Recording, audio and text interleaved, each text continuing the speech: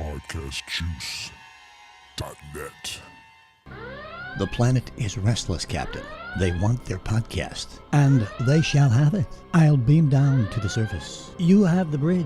Captain, that is illogical. These are Trek fans. They will challenge and dissect your knowledge with great emotion. It is a mission fraught with danger, peril, and grave risk. Suggestions? Send in the red shirts. Ladies and gentlemen, this is a special edition of the Red Shirts featuring the one and only Claire Lanay.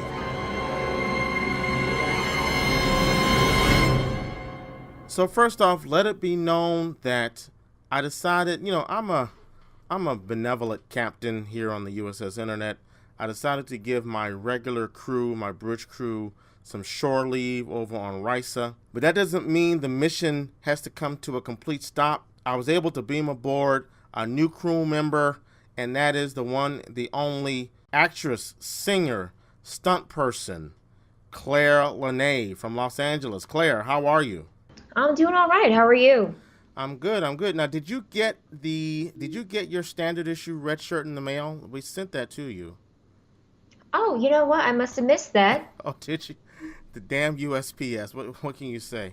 I'll blame it on Trump. But anyway, so why is this a special edition? It's because we just had a premiere of a new sci-fi program. That would be The Orville, starring Seth MacFarlane, Adrian Palicki, and I don't remember any of the other cast member names.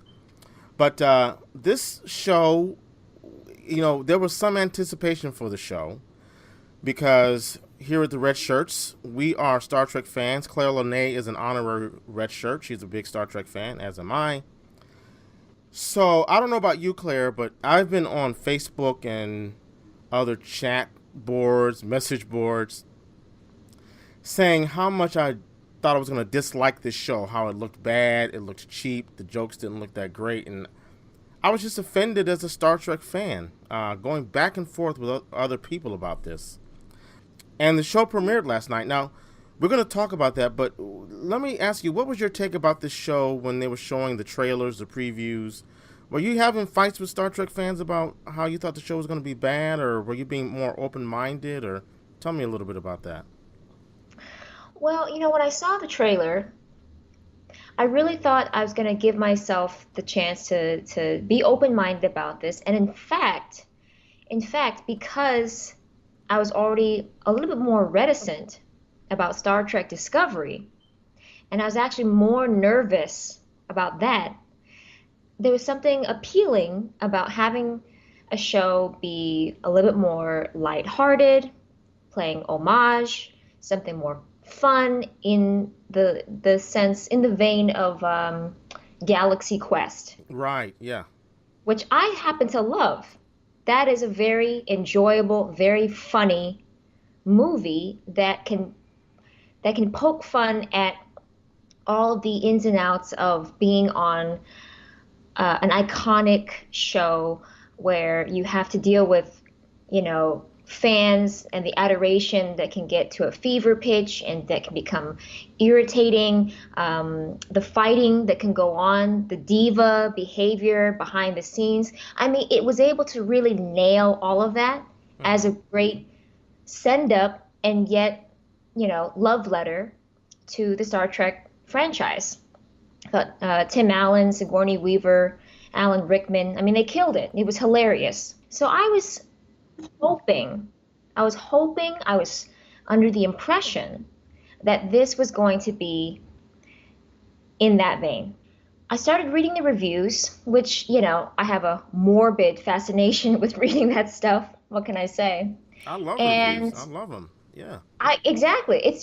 I find it to be very interesting, especially from sources that that I've come to trust, or that I feel is in somewhat alignment to what I generally, take away upon viewing shows and movies and whatnot. So I was reading some stuff that just really hammered the pilot episode, and sadly, after having watched it myself, I have to agree that this is a mess. It is a complete disaster. And as much as Seth MacFarlane prides himself in being a hardcore Star Trek fan, which has been proven. Don't get me wrong, it has been proven He appeared on on one episode, right? He appeared on a was it a Enterprise episode, I believe, right?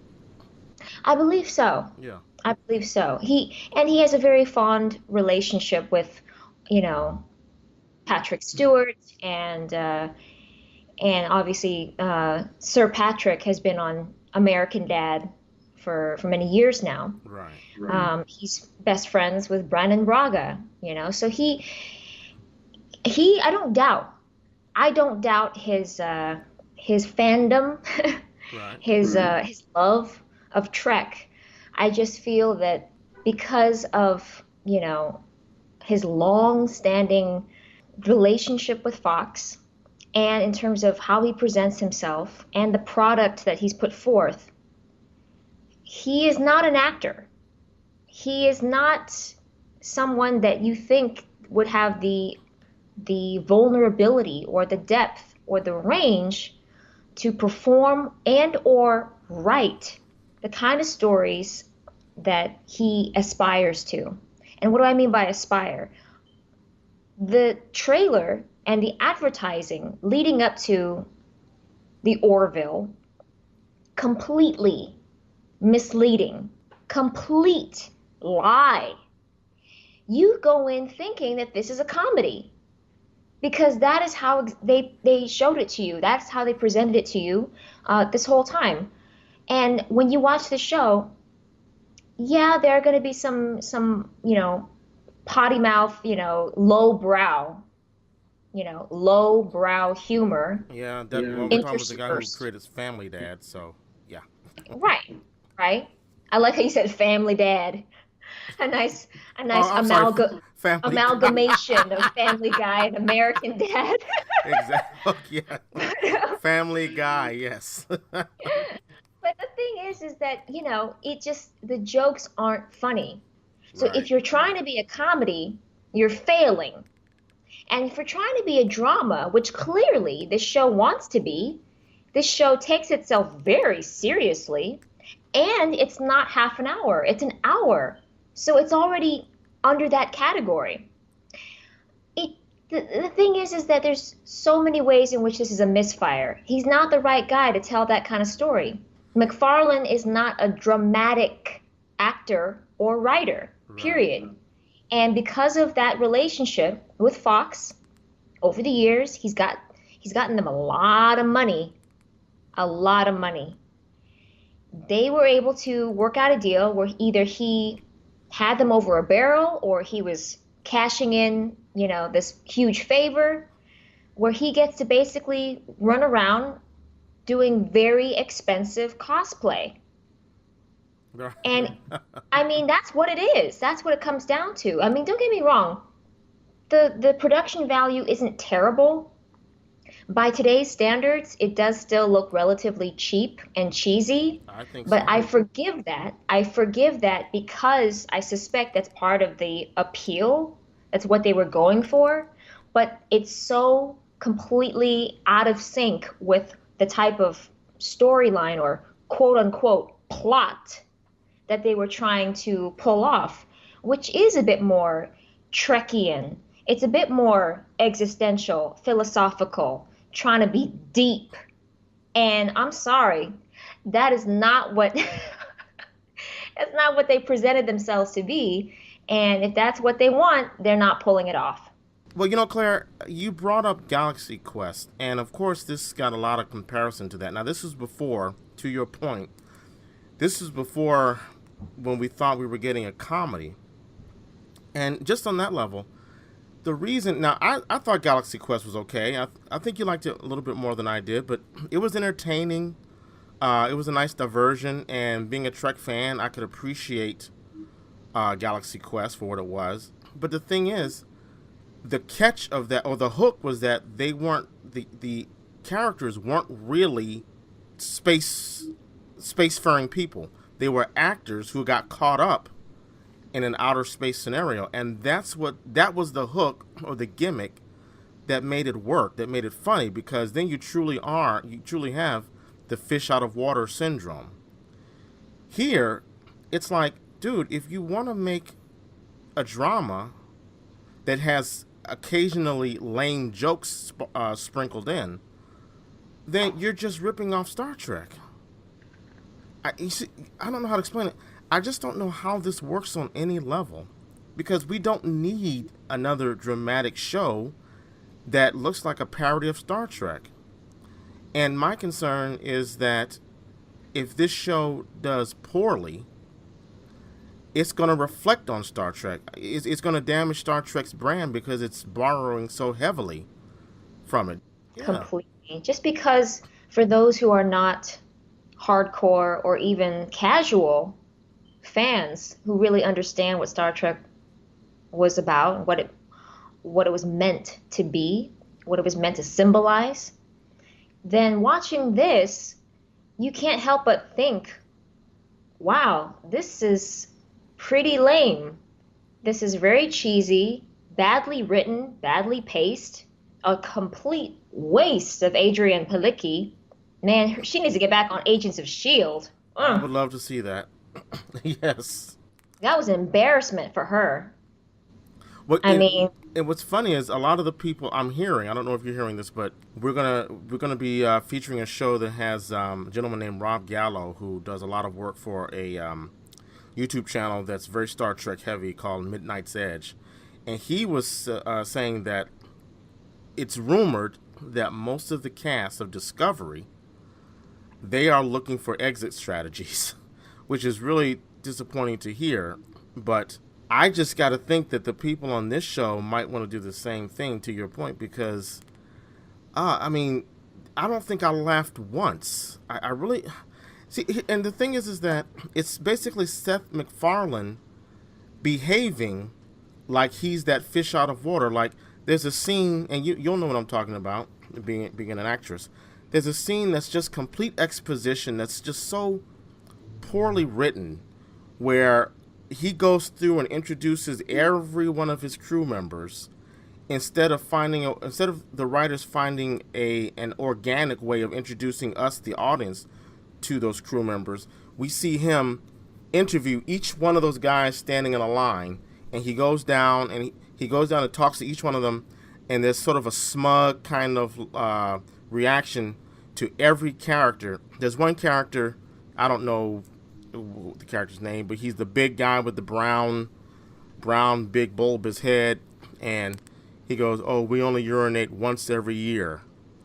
And MacFarlane's like, "Oh, wow, okay, that's interesting. You don't have to worry about the toilet seat being up." It's like, this is the level of the jokes?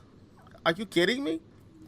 You know, one might think that if you're trying to be a dramatic representation, or you're trying to be a dramatic kind of spin-off of Star Trek, those jokes wouldn't really play, because if you're in that world, it just seems cheesy that you're doing smug, lazy jokes about these aliens that just don't fit because you're in that world. That's your world. Now, if you are like Galaxy Quest, if you're an actor who's thrown into outer space, then the joke works. You know what I'm saying?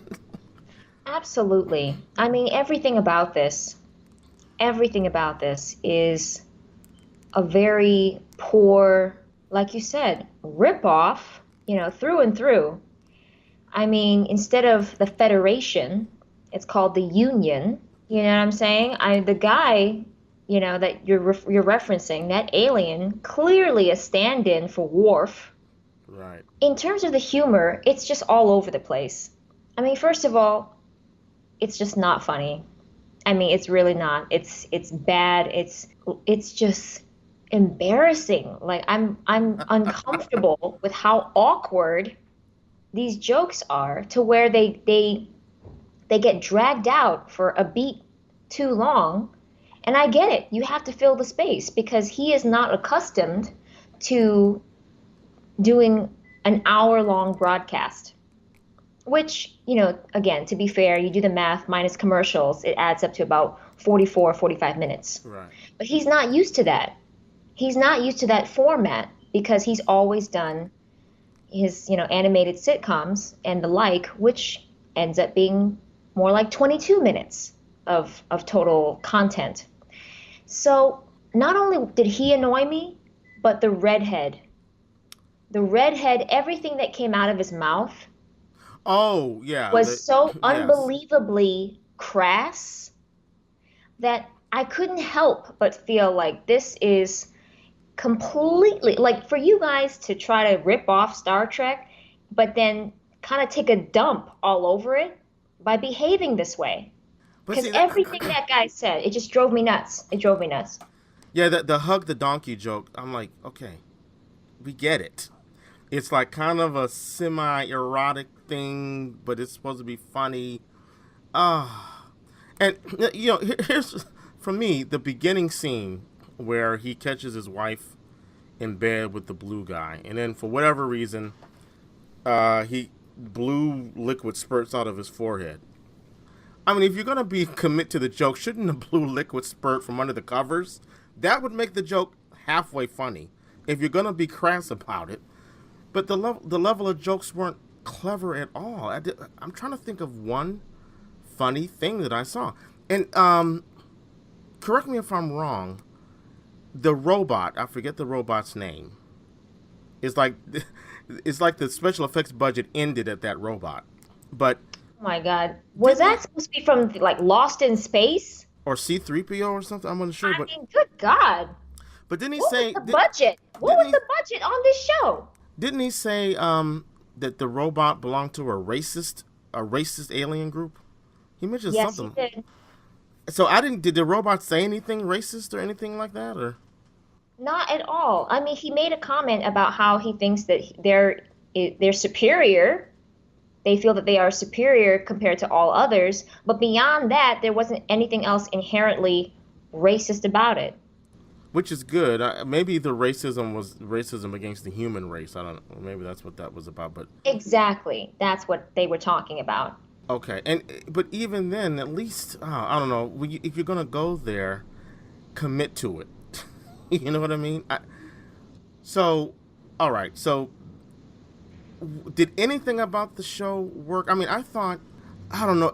I don't know if I went into this hoping that it would work, and I really, maybe I'm being prejudiced because I want Discovery to do so well. And again, I found that I was fighting with people about, oh, and Claire, this pissed me off the most. People saying, well, Discovery looks like it's going to suck. Star Trek Discovery, it's an STD. Get it? Ugh. And people saying, oh, well, we'll give the Orville a chance. The Orville looks like it's going to be everything Star Trek Discovery is not. Well, what were they wanting Discovery to be? Well, we've kind of gone through this. It does look like Discovery is not going to be the Trek that we're from, that us traditional Trekkers are used to. True. But that's no reason for us to on it. I mean, yeah, you and I and Big Sexy and Craig, we've all expressed our concerns, but we're going to still be there, and it's going to be, I think it looks entertaining. The effects look like they blow anything I saw away on the screen for this show, the Orville. But to put these two up against each other, it's like, I don't know. I don't want to wave my Trek flag too much, but it's like, to me, this was a slap in the face to Star Trek fans. If it had been good, okay, I may be like, damn it, this may be better than Discovery, and I want Discovery to do good because it's got Star Trek branding. But if the show had been funny, or if it had been what it had been billed to be, a comedy, and the comedy was actually funny, I'd be like, okay, good one, Fox. Good one, Seth. But like you said, it looked cheap. It looked too much like a ripoff. And the jokes were just like it felt like they had to write some lame joke on every page of the script. I mean, was there anything original about this in your opinion? Anything original? Anything that made you say, I want to watch this again next week? Because I'm one and done. I think I'm one and done. I might be as well. Honestly, I might be as well. I might be done. I thought that it was inspired that they had this little wee thing, alien who is a lot stronger than humans Oh, yeah. as chief of security. I thought that was different, I guess. Certainly not enough to keep my interest. I mean, they got, I'm trying. I'm scraping the barrel. Okay? I'm trying to find the positives. They have a woman of color as the chief medical officer. Who They was have a on the man. DS9? Who was on DS9, by the way? Yes, yes, that's right. I remember her. Oh, I remember her when she was dressed all in red, trying to, get with Cisco. Right. Right. Oh, whew, gorgeous, gorgeous. That was a minute, right? I think It so. was. Yeah, they had a woman of color as the chief medical officer. They had a man of color as like the co-pilot. I had a little issue with him. He Yeah, he had a little bit too much of that laid back kind of stereotypical. Like he didn't seem very. Let me stop. I'm asking for perfection. I mean, he was no Geordie. Let's put it that way. right. Let's put it He that didn't way. seem to really give a damn about Yeah. his job. He was more like that. It's gonna do what it do kind of brother. That's what I took away from him. And he just wanted to make sure that he could drink his soda. Right. Again, see that was considered a joke. Right. Why is that funny? And why did they Why is that revisit it? funny? Yeah. I don't get it. Like, honestly. And the whole thing with, oh man, the whole thing with the husband and wife or the exes fighting, it was so tired. Tired. Oh God. It was I it just, was it was Ross and Rachel, Sam and Diane. mm, You know, that is the so then Claire, could you predict that they were going to end up on the same ship together? Did you see that coming?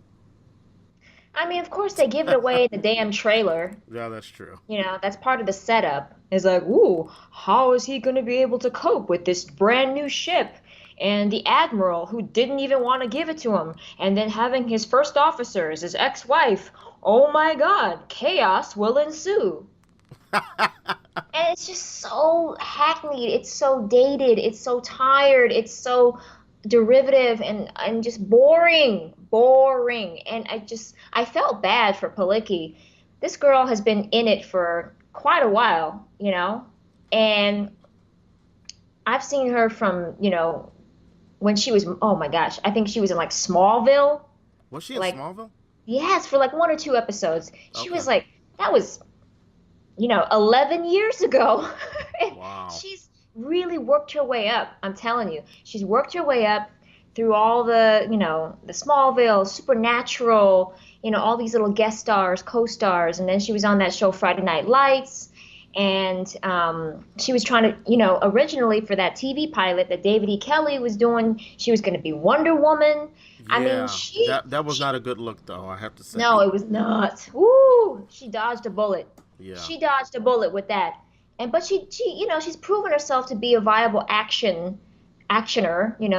She was in that G.I. Joe movie with The Rock, and then she was Agents of S.H.I.E.L.D. as Hey, Mockingbird. she was a badass in John Wick, the first one too. Oh, I know, going toe to toe with Keanu. I mean, she was no joke, and she's super tall, so she can absolutely like pull that off. I mean, she's definitely, someone that I've always been a fan of and very happy for, but I'm just bummed because she's gotten herself stuck on a show that is so beneath her.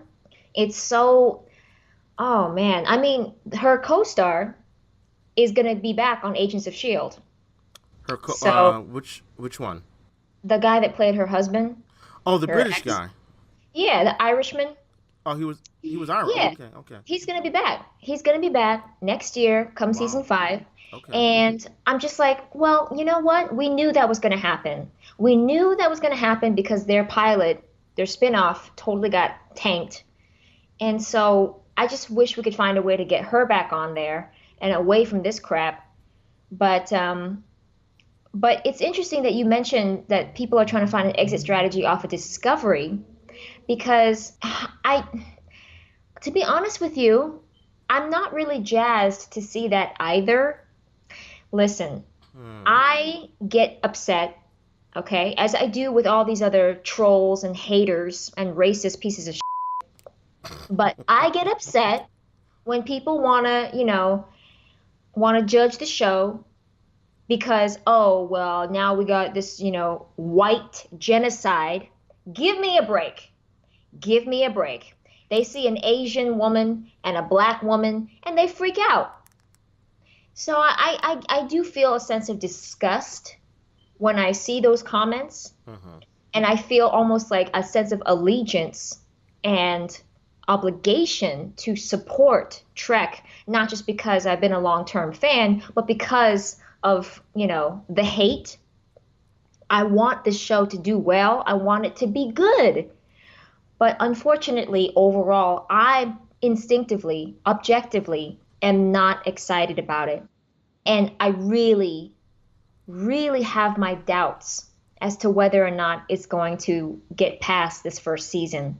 Because to me, having CBS air the pilot on the network and then the remaining episodes on their streaming, that to me is already a major hurdle, a major obstacle in saying, oh, well, we want to do Star Trek, we want to bring it back to life, but we're not going to throw our full support behind it. We're not going to air it on network television. Now, we require a subscription. Yeah, so, we do, well, shameless plug coming up. We do get into those topics on an upcoming show. I'm going to try to get that show out. This is the one with Rob Gallo. I'm going to try to have that out by Thursday. So, yeah, check that out. We do kind of get into the whole, well, we actually get into the racial thing with Discovery and all that backlash. And we discussed a little bit about, the actors, their reaction to all of that and the whole CBS All Access thing. We do get into it, but I'll tell you this. After seeing the Orville, and this leads me to a question I want to ask you, Claire. After seeing the Orville, it makes me even more hopeful about Discovery. I'm kind of like, I complained about the Klingons. I'm not happy with it. I complained about the uniforms, this and that, but I want this show to do good now, to do well, because I want this show to say, you cannot with Star Trek, Seth MacFarlane. I want it to be a kick in the balls, the balls of Seth MacFarlane. That's what I want. So the show has to do well right now. Let me ask you this question. Did you go into the Orville open-minded? Did you go into it thinking, because I'll be honest with you, maybe there's a little hater in me, but I wanted this. I was happy when I saw those reviews come out last week that really slashed the show. I was happy. So I admit I'm being a little prejudiced. And I watched the show, I tried to be open-minded. I watched it and I tried to say, don't let my Trek thing get in the way. And just watching, I felt bored. And I felt like, this is so by the numbers. The special effects were both good and bad. Sometimes they were really good, but the ship designs looked cheesy. They reminded me of Michael Jackson, the Scream video. So did you have the same problem I had? Did you go into a little bit prejudiced? Did you try to go into open-minded? And the criticism you're giving it, do you think that it's being influenced a little bit by your love of Trek? Okay, so the first part of that would be, yes, I tried to go in open-minded. Hell, the fact that I bothered to watch the damn thing, the fact that I bothered to even spend my time watching it means that I'm open-minded. There you go. Okay. Okay? But the thing is that even if I hadn't read the reviews, which basically articulated a lot of the things that frustrated me about the pilot, even if I hadn't read it, even if I wasn't a Trek fan, if you completely step back and from an objective point of view, examine this show as a complete, an outsider looking in. If you're not that well versed on Trek, is that what you mean? Exactly. If you're not that well versed on Trek or, even with like science fiction altogether. Okay. If you really look at this show, the pacing, the writing, it's weak. even from the most objective point of view, it's not up to par. It's not funny, and it has an identity problem. The show doesn't know if it wants to be a comedy or a drama. Right. And not to say that we don't have dramedies, okay, which are hour-long shows that do have some comedic elements interspersed. This show doesn't pull it off. It just doesn't. And it's trying to be something that it just fundamentally cannot, which is deep. Well, This show cannot be deep. Because first of all, we don't take it seriously, even though it takes itself seriously. But the whole premise, the way it's written, the man in charge here. I mean, let's face it, he is the star. He's written himself to be, Kirk, Picard, whatever. He's not the one to imbue any sort of philosophical or like moments of vulnerability or growth. They tried towards the end when he asks her to stay, right. when initially he was so quick to get rid of her. Yeah, but that's just, the screenplay was going to have that in there. Of course, because this style of writing is so rudimentary. Banal. Yes. Yes, a 12-year-old could have written this. So let me ask you real quick, Claire. So why do you think, now I'm not saying this is the majority response, but I'm on like 7 different Facebook Star Trek fan pages. And I'm seeing people say, hey, we loved it. I saw, I follow Marina Sirtis on Twitter. I know, she threw her support behind it. She loved it. Jonathan Frakes said, well, he said something positive about, okay, all engines are go. Here comes the Orville or something like that. Well, he's part of it. Oh, that's right. Yeah, you're right. He's part of it. He's also part of Discovery. He's also going to be directing an episode on Discovery.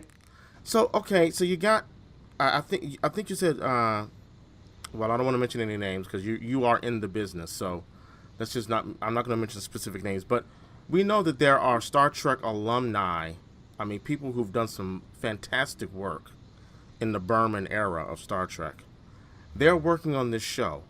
My question to you is, why do you think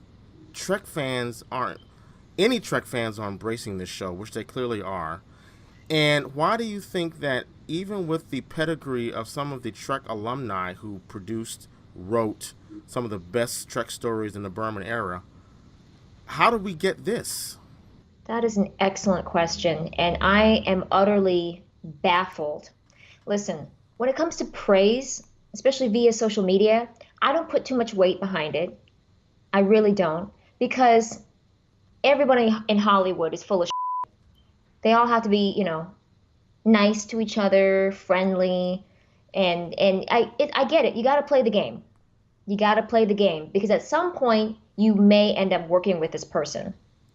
At some point, this person, did something for you, or showed their support for you, and so you want to reciprocate in kind.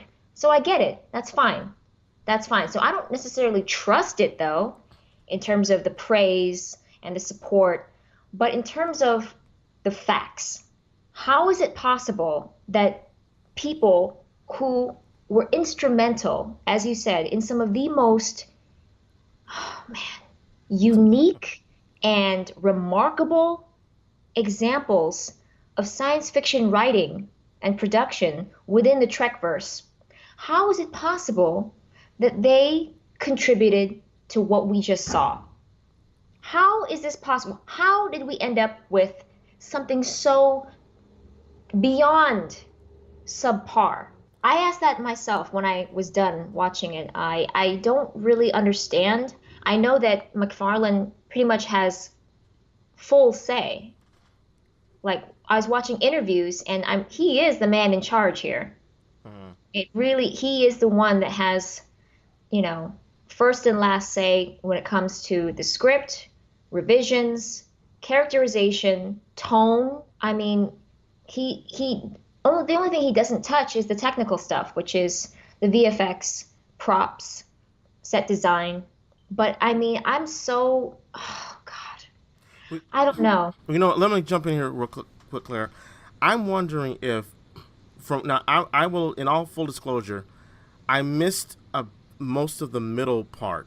I missed the part like I had to tune out to take care of something, and my DVR wasn't working, so I couldn't record it.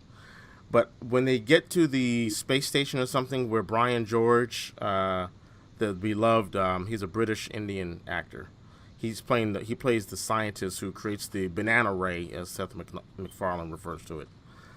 From that point to when they get into a battle with the creatures who look like Jim Hadar, who want the ray, I missed that middle section. But I do recall there was a very dramatic space battle that was peppered with bad jokes.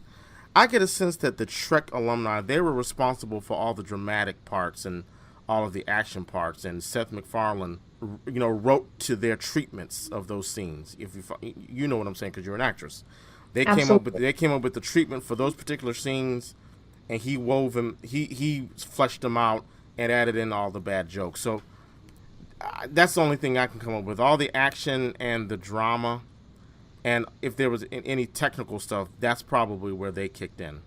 All the bad jokes like Banana Ray, that's Seth MacFarlane. Yeah. That whole thing, like, oh, we need no longer fear the banana. Yeah, I mean, exactly. give me a break. Yeah, it's just it all seems like just filler. The jokes all seem like filler. It is What filler. And the even jokes that don't banter. say Even again. that banter when she's like, oh, okay, does this work for all fruit? How about salads? That's Exactly. like, It went on way too shut up. long. It went on way too long. And that's how it is for all the jokes. All Yeah. the jokes are bad to begin with, and they get stretched out for a beat too long. Simply because, like I said, he is not accustomed to producing, an hour-long television show. You're right. Now, if this thing had the pacing and the I'm going to use the word acerbic wit of Family Guy, maybe if it were a half hour long, that might color the what's a horse of a different color. It may make it totally different, workable. But I think you're right. I think some of those jokes were stretched out so long because he was just trying to fill time. Exactly. And the problem is that when you do that, just like with anything, you're drawing attention to the fact that the joke wasn't that funny to begin with. Yes. Yep. But if you Exactly. keep it at a real sharp, quick pace and move on to the next beat, then the audience isn't gonna really, it's not gonna be so glaringly obvious that the joke really wasn't that great. Why are we still on it? Well, what makes it, not that I love comedy. I've written at least one comedy pilot. It got rejected, but I've written some comedy, and what makes the joke funny is if you tell the joke and then cut away from it right away, and it's almost like you hit a brick wall of laughter, of humor. It's like, oh, we got to react to that, and we laugh. Where if you let it drag on, it dies. Exactly. Exactly. Regardless of whether or not you're trying to do single camera or multi-camera, single camera comedies are a lot more prevalent Yes. nowadays Yep. because it's supposed to feel more realistic, more in the moment, whereas multi-camera comedies, the traditional sitcom is performed in front of a live audience. And it And has to be even it has to be then, punchy. It has to be punchy. It has to move. it has to move. And Right. even then, sometimes it's not live. I gotta tell you, I've been on multiple sets where there have been fragments or sections that have been shot and then used a laugh track. Oh, sure. Anyway, Yeah. yes, that is still done, even to this day. But the whole point is that you have to be able to move. Even when you give it a beat, like momentary, to allow the audience to have the joke hit them so that they Right. can laugh and Yes. react, Yes. and then boom, move on to the next. Right. Keep talking, Right. move the scene forward, move on with the dialogue. Don't just keep dragging it out, because then it's like, all right, now it's just awkward. And I just felt like that was pretty much the situation with the entire episode. And you made a good point. You made a good point. When it comes to these people that we really admire, that have been part of the the Trek verse, the Berman era. You're right. I suspect that they're playing to their strengths, which is mostly the existential and the dramatic elements of Trek, the exploratory elements. Whereas Seth, he's gotten, full control over everything else. The characters, their dynamic, the jokes, the pacing, the delivery of the material. Well, we're going to wrap this up. And I don't want to be too negative because, I know there are a lot of people out there who like this. Some of the, I was amazed to see how many people hate critics, and I can understand people wanting to assert their own ego and their own opinion. How dare a critic try to influence me? But, critics know a lot more than we do. That doesn't mean we should follow them and blindly agree with them, but I'll listen to a critic before I make a choice on whether or not I want to go see something.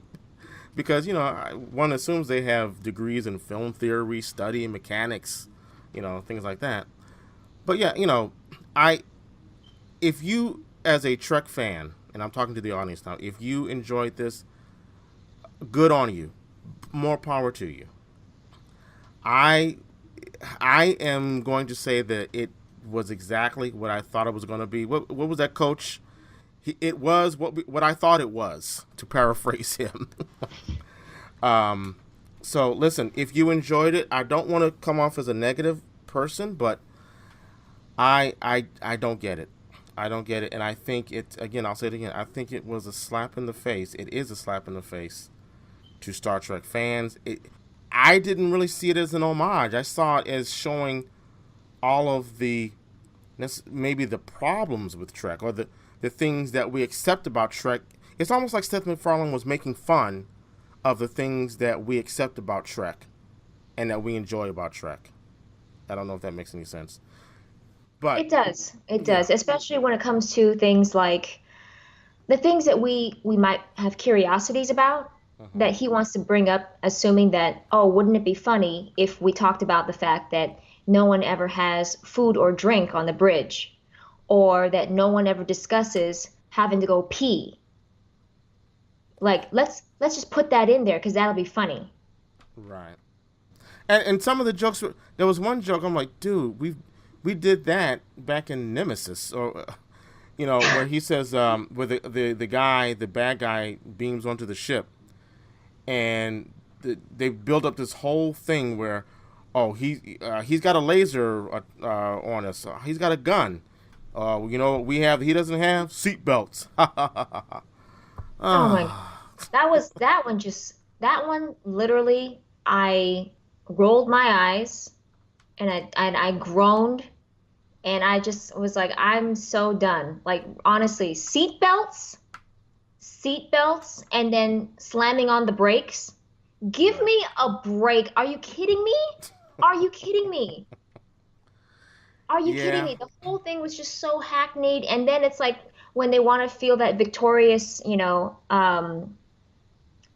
gleam of success when the tree, punches a hole through the spaceship, that's how they defeat their enemies.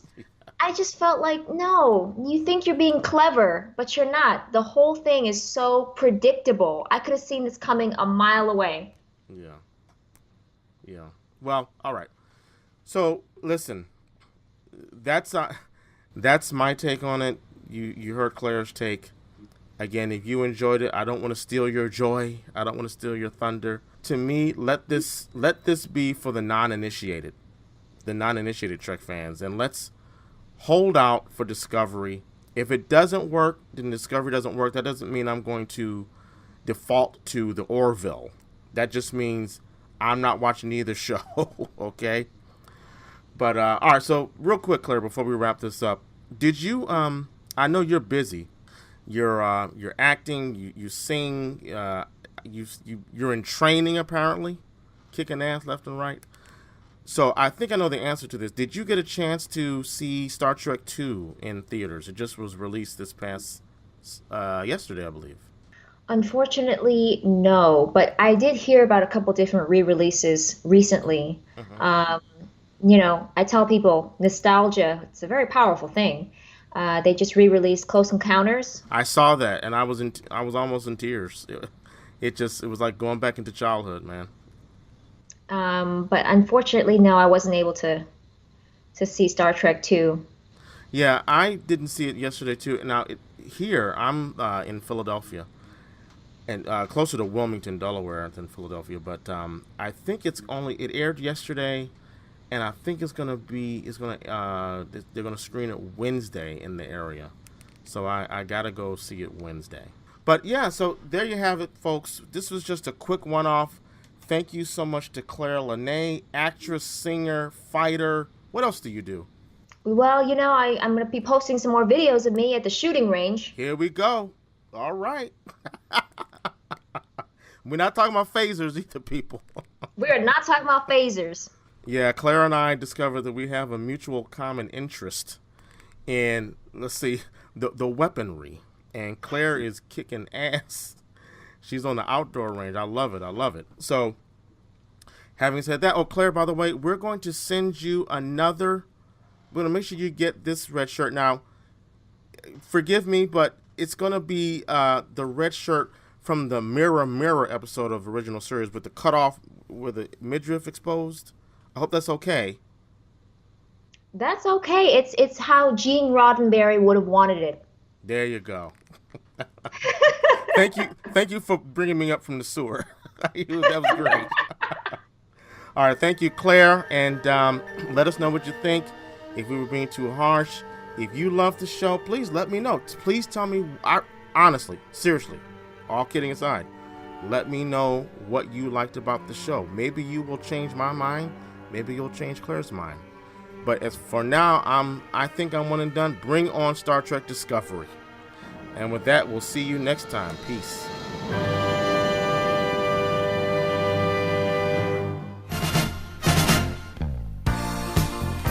Red Shirts is not endorsed by Paramount Pictures, Viacom, or CBS. It is intended for entertainment and informational purposes only. Star Trek, the Star Trek logo, and all names, pictures, and audio of Star Trek characters are registered trademarks and/or copyrights of their respective trademark and/or copyright holders.